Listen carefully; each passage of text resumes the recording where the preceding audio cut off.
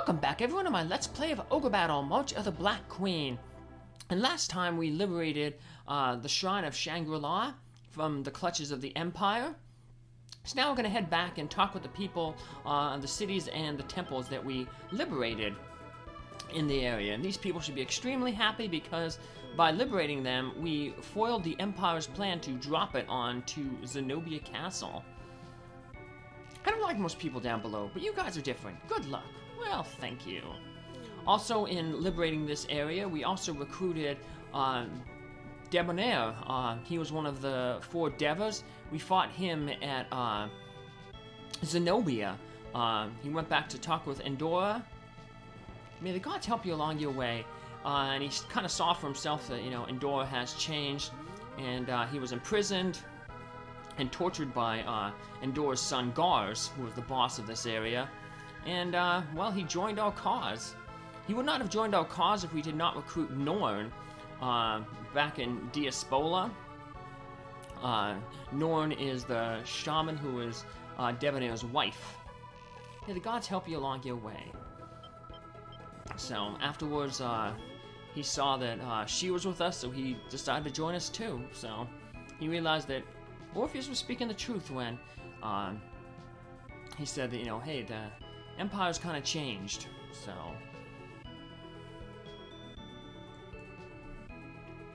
May the gods help you along your way. Thank you. I'm gonna head to the boss of the Imperial base here. We'll get a new quest as we go here. We'll learn of a new quest. This used to be a shrine to the goddess of justice, Felana. I think you are probably worthy of meeting her in person. If that is so, you will need to meet the 3 White Wizards. The 3 White Wizards are the last of the 12 wizards who fought alongside the 3 High Knights. Each of the 3 White Wizards have a stone given to them by Falana. When you have collected all the stones, you will be able to meet her. Well, we have already met one of them, and we know where another one is. And we're going to learn the name of the 3rd one very shortly here. I would spoil it, but like I said, we're going to learn that real quick here, so. May the gods help you along your way.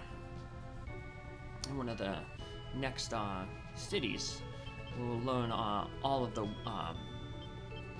wizards. Make our way over here. I believe this is the city where we will learn who the 3 wizards are. Almost there. Dunk. Shangrila was originally a shrine to the goddess of justice, Felana. The 3 White Wizards used to live in Shangrila Castle, but 30 years ago they were sent back below by the gods. Their names, the Great Baltorano, Gazalfri the White, and the Witch Tarut. Well, Baltorano we met back in the Pogrom Forest. We got the Mercury from him, and he told us to go to the Dalman Desert to meet Gazalfri the White. So, we know where 2 of them are, and met one of them. Witch Tarot? Don't know anything about her yet, but eventually. Shangrila was originally a shrine to the goddess of justice, Felana. We will learn more about her. And we're going to learn a little bit more about those wizards right here coming up, so.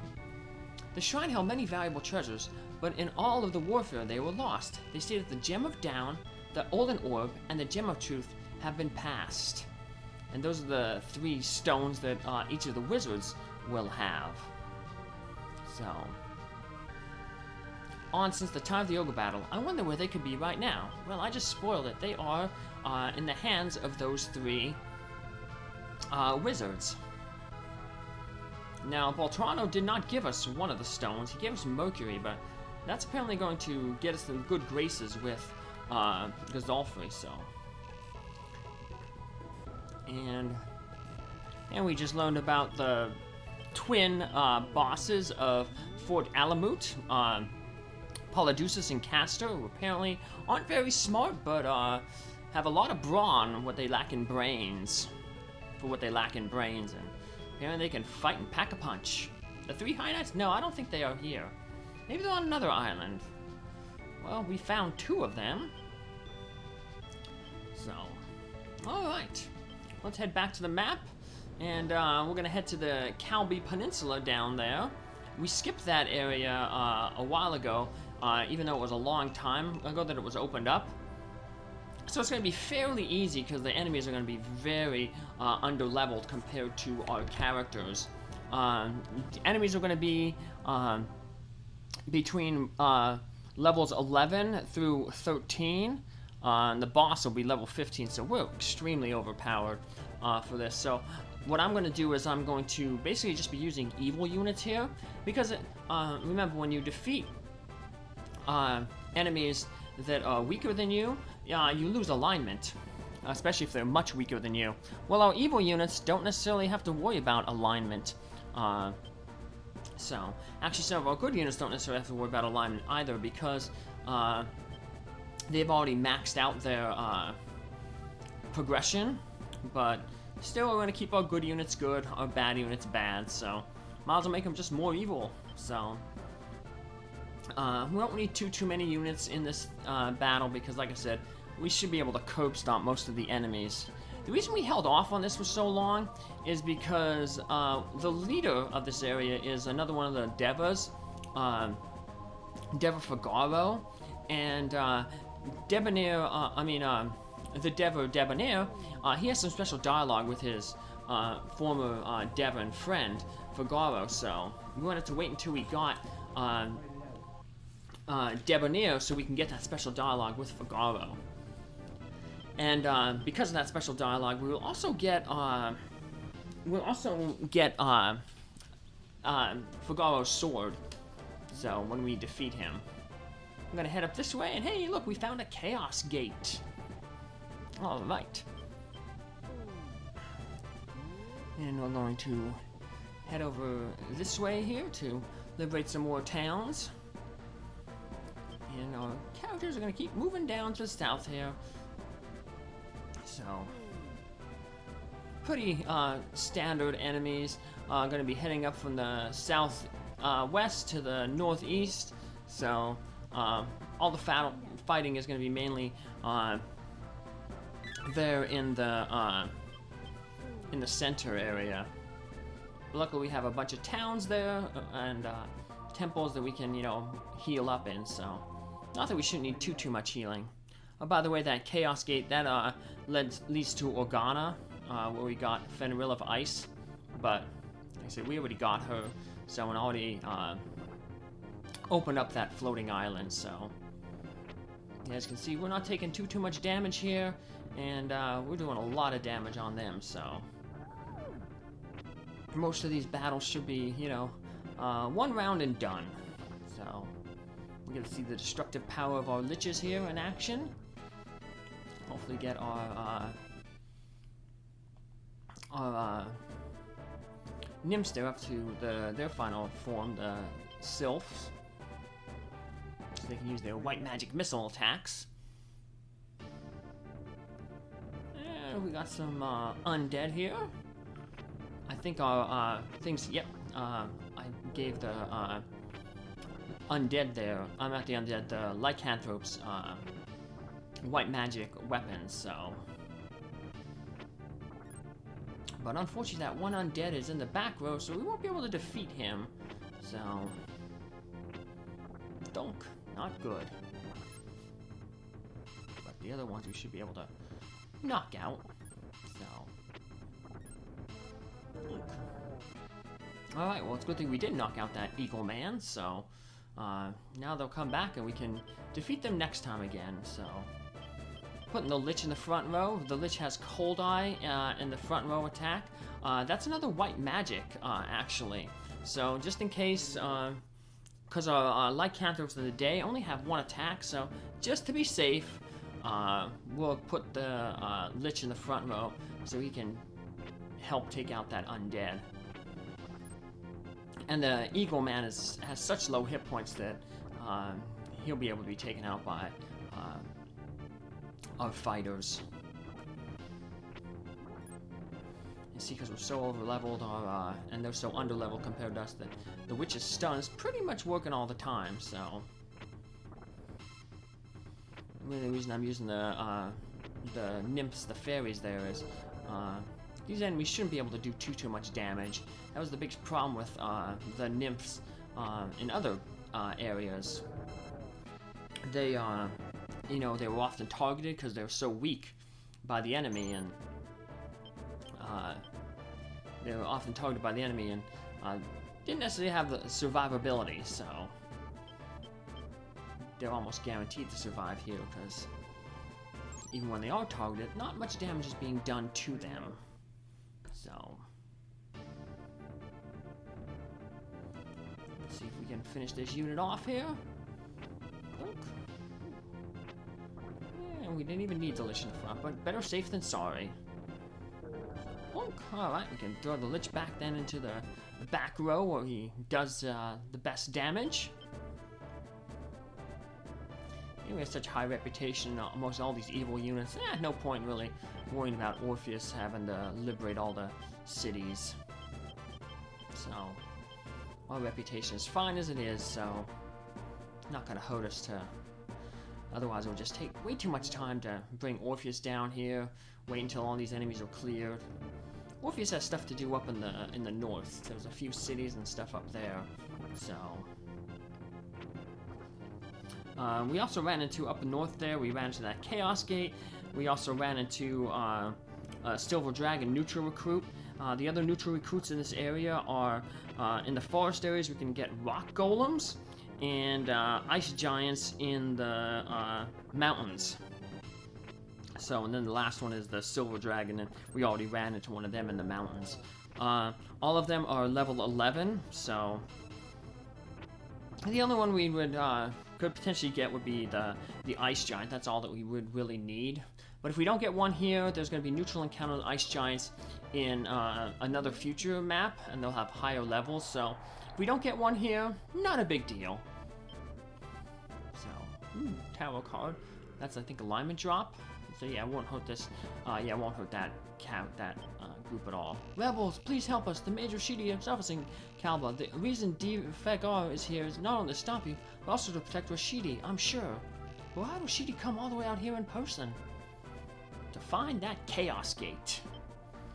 And as we will learn, much later on, Rashidi probably doesn't need much protection. So, Rashidi is, you know, he's one of the, you know, he's one of the former heroes. So, he's very, very powerful.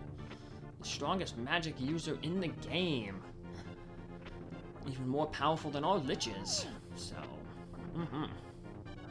thankfully, we wanted to fight him, spoiler, until the very end. So, and we took out that unit there. As you can see, we are pretty much steamrolling these guys here. So, yeah, we got another city to liberate. Pull our card. What do we get? Chariot. Increase our strength. Not really helpful for Orpheus, but for the Imperial forces here in Kalbi are the real thing. Be very careful. Not only that, but they knew about the cold weather here, and only send troops who are used to it, especially General Figaro. He can use Platinum's dragons to fight with. We'll have a hard time fighting the Empire with people who can't handle the weather. Well, actually, that's not true. Figaro actually has black dragons with him, not platinum dragons. Although platinum dragons are the dragon type that are suited for the snow.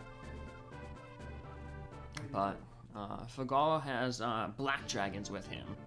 So now these units, some of them have the silver dragons, which will update into platinum dragons. Well, first they update into gold dragons, and then finally platinum dragons.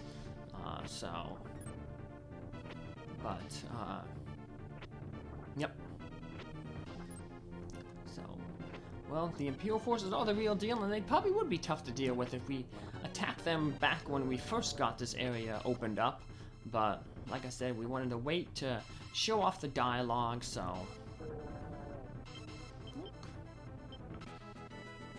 Yeah, not much of a challenge right now for us. We do have that one unit sneaking up there. Speaking of units, there are 24 units in total, 25 if you count the boss, Figaro. So,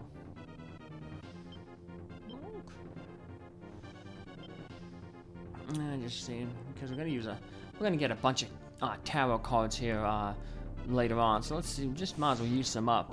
Otherwise, we'll end up throwing them away. So you can have 14 tarot cards in total. So otherwise, you're gonna have to discard some when you get draw your 15th. So use them or lose them. So I just wanted to make sure that we finish this unit off. I know I'm talking about how over-leveled we are, and how it's kind of easy to finish off some of these units, but those worms can have some pretty decent defense, so it's better to be safe than sorry, because this was a flying unit. We don't want it to fly past our ranks, so...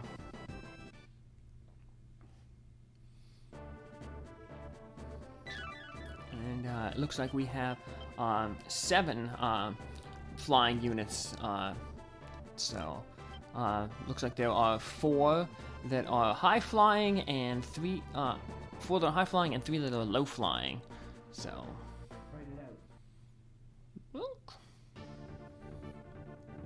let's finish this unit off. We have other you notice in that one unit I have I'm finally using one of the undead, so you just got to be careful with the undead. We don't want to have our undead unit fighting any unit that has a cleric in it, or a unit that may have angels or cockatrices in them. Because cockatrices, they can use their stone magic to defeat undead. The angels, halo, and banish spells, they are also white magic, and of course the clerics and shamans, we already know about them because we've been using them to great effect against enemy undead, so be careful with your undead. Because all it takes is just one of them, one hit, and they're done. So, haha, you giant can't hit my ninja. He's too sneaky and agile. Ninja normally probably better in the back row because he doesn't have that really great strength growth, so he's not doing too much damage to the shurikens, but we already have so many good units in the back row there, so we don't want to put our fairy in the front row, which would be useless in the front row too. So ninja's the best option now. Like I said, I just want to use all the evil units, so that's why the ninja's there, even if he's not in the best place for him. Oh, it's good. Orpheus is getting all the good cards, and the ones that hurt alignment, other people got. I have trust that the Liberation Force will free us from the Empire. It's not much, but let me give you this force pendant. Please set a good example for us by walking the way of the king. You can get 3 things there, depending on your reputation. If you have a high reputation, you'll get the forest pendant. If you have medium reputation, you'll get the lemming herbs, and if you have a low reputation, you get the statue of woe. So we of course have a high reputation, so we get the best one, which is the forest pendant. So I'm not sure which ones sell for the most gold or not, but you don't really need to sell those things. Usually you're never really hurting for gold if you're as long as you're managing your army correctly. There's also so many other ways to get gold if you're really hurting, so you can hang out, if you're not worried about reputation, you can hang out in an area that you liberated for a few days to get extra tribute. I say if you're not worried about reputation, because if you stay in an area too long, I guess the people get tired of you, like, milking them for taxes and tribute, so you start losing your reputation. And usually it's about, most areas are about like 5 days, so after the 5th day, that's when. So you usually have, like I said, more than enough time to clear an area and not worry about reputation loss. So most places we've been able to finish in, 2 or 3 days, I'd say. So maybe some area that was big, like Pilgrim Forest, might have been like 4 days, but so we're gonna finally get the other last of the high-flying units. Oh no, we actually did see that one early. The Valkyrian Griffins. So the other one is the Worms and the Wild Men. And then the other flying units are the Phantom Eaglemen. So here we have an angel there in the back row, so you wouldn't want to, like I said, have the undead there, because Angel's back row has the banish spell, and that could target your undead. And if it hits, that's it for them. Quite a bit of damage to our Cerebi there. So, may not be able to defeat this unit right offhand, because Pumpkinhead never does lethal damage, but we brought him down pretty low, so we'll take care of him next time. Let's take out these Valkyrian Griffins. I totally forgot. That's how quickly we defeated them last time. I think they were the first unit we ended up encountering. Yeah, and it was actually with the same units too, when we were before they were morphed. Because I remember now the Lycanthropes beat up the Valkyrie in the middle and took her out, and then the Lich finished off the Griffins with his fire spells. Griffins are weakest to fire. That's why our Lich is using fire. Yeah, you don't have to. The AI is smart and knows exactly what spells the enemy is weakest to, and will use those spells. So, ooh, got that angel unit is retreating. Better push forward a little bit. So, yeah, we can play. We don't have to play defensively, as you see. We've definitely pushed way beyond where we normally push. Normally, we stick kind of close at first to the rebel base, hang out around it, take out, a wave or two of the enemy units, and then we push forward. But not here, like I said, because we're so over-leveled. We're just heading straight down toward the enemy. So, we don't, no fear. That old t-shirt company. I don't know if they did anything else, but that was a kind of a popular t-shirt back when I was in high school, the No Fear logo. So, haven't seen it around much lately, but maybe it's just because I'm, I don't get out as much as I used to. Job and work, work is job, and mainly most of my socialization comes from, gym classes that I go to. Zumba, bar, lifting class and stuff like that. It's not like when I was a kid or a teenager and, had sports leagues, that I went to. Wasn't very good at sports growing up, though. I dabbled my foot in a lot of things, but didn't really excel at any of them, so. Father, of course, was a baseball player, so he wanted me to play baseball. Well, that's how he played baseball as a kid, so he, of course, wanted me to play baseball, and, wasn't all that great at it, I was in the outfield. That's how you know you're not really all that good.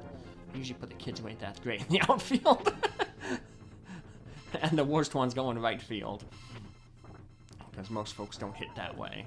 But did that. Played basketball for a few years, but I say played basketball in finger quotes because I mainly just sat on the bench. So I have some terrible basketball stories, but oh well. Well, this thing shouldn't be too bad now, because now that our Lycanthropes have 2 and 3 attacks, there are plenty of attacks to take out the Phantoms there. We were worried about that the first time we fought them, because we only had that one attack, but now Werewolf there on the right, he still has another attack left, so he can hit the Phantom on the right there. Yep, take him out, boink. Now Lich can hunt. Those Eaglemen are hanging out with Phantoms, and they were defeated by the Lich's Phantoms. Our Phantoms are better than your Phantoms. So, Phantom being a black magic hit-all attack. And this angel unit snuck into the city and got a new ninja for the front row. That ninja should have rebuffed their recruitment efforts, because he's squished already. He had a big pumpkin dropped on him by by our Halloween now. It's probably all gooey. Bloop. Are we not gonna be able to defeat this unit again? Ugh. Maybe I should have rearranged it where I put the whatchamacallit, I should put the pumpkin head in the middle. That way the Cerebus will be hitting the characters on the left and the right. But, well, use an Emperor card. That should finish him off. As long as our Cerebi hits. Donk! And he does. Yeah, we don't want, even though we're kind of pushing forward, we don't necessarily want units to sneak back. We want to get this battle over as quick as possible. So, hey, there's another unit that picked up some new recruits. New recruits said you should have stayed home. So let's see what the best tactic, who the Halloween will target. The one in the front row there. Thought he'd go after the dragon. Weird, weird, weird. But for some reason, that's what they must have thought was the best one. So, listen to the computer. It knows what it's doing. Now it went after that one. So, maybe it's kind of going after the strongest, even though I have it set for best. Well, maybe it's going for best because thinking like, who could it take the most hit points off of? Because the more hit points it takes off, the more likely we are to win that battle. So maybe that's why it targeted those two characters. So Shaman's only 3 experience points away. So 3 more battles. She's not getting any experience really because of from the defeating enemies. So, but you automatically get like 1 experience just for getting into battle. That's why I think it was last episode our Lich gained a level. Even though we just encountered Gars with, Tristan and Ronnie's unit, and we just got the dialogue and we treat it so we can get, Ronnie's dialogue. So, well, I'm gonna get a tribute here real quick. Do you want me to tell you which of the monsters like cold? Nah. Well, let me tell you the monsters that hate heat. Golems, ice giants, and platinum dragons mainly. Do you have any? Yes, we have all of them, I think. So we got well, at least ones that we got the golems, the ice dragon we got I think from Fenrir. I don't think we have an ice giant yet, but like I said, we can recruit them later. So now Orpheus he got some treasure. Now he can sneak back and start liberating some more of these temples and cities that we passed up earlier. And sadly, that sun card means that our, our lycanthropes are back to their humanoid form, so not going to be as effective, but we should still be able to take out this unit that they're about to encounter. It has a cleric with 2 golems, 2 rock golems, I should say.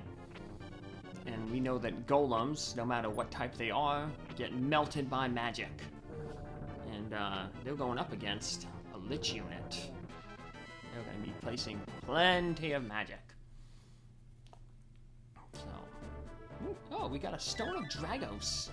We can turn another one of our Beast Masters into a